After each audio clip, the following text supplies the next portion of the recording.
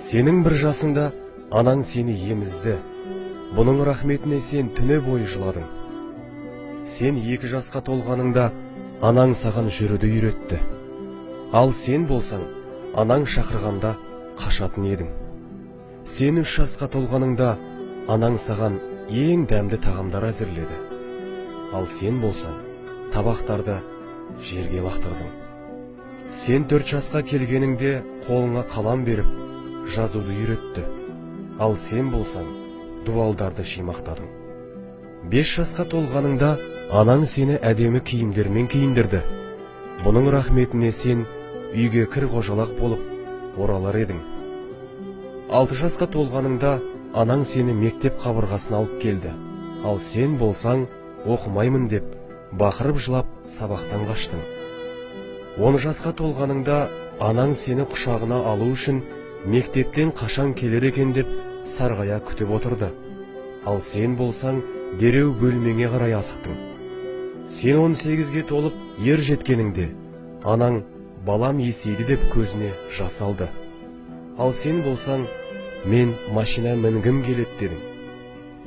Жасың 20-ға толғаныңда анаң балам біршама уақыт үйде отыршы деп өтінді.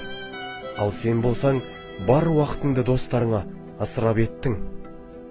Сен 25-ке келгеніңде анаң той жасап сені үйлендірді.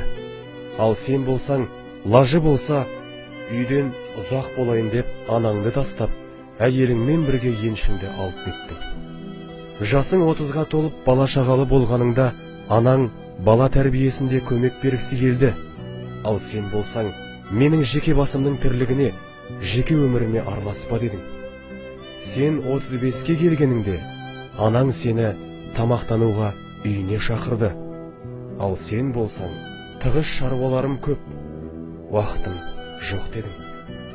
Сен 40-қа келгеніңде анаң саған телефон соғып, балам, мен науқаспын, сенің қолғабысыңа мұқтажбын дегенде, сен ата-ананың проблемалары балаларын мазалайды дедің. Бір күні анаң о дүниеге аттанады.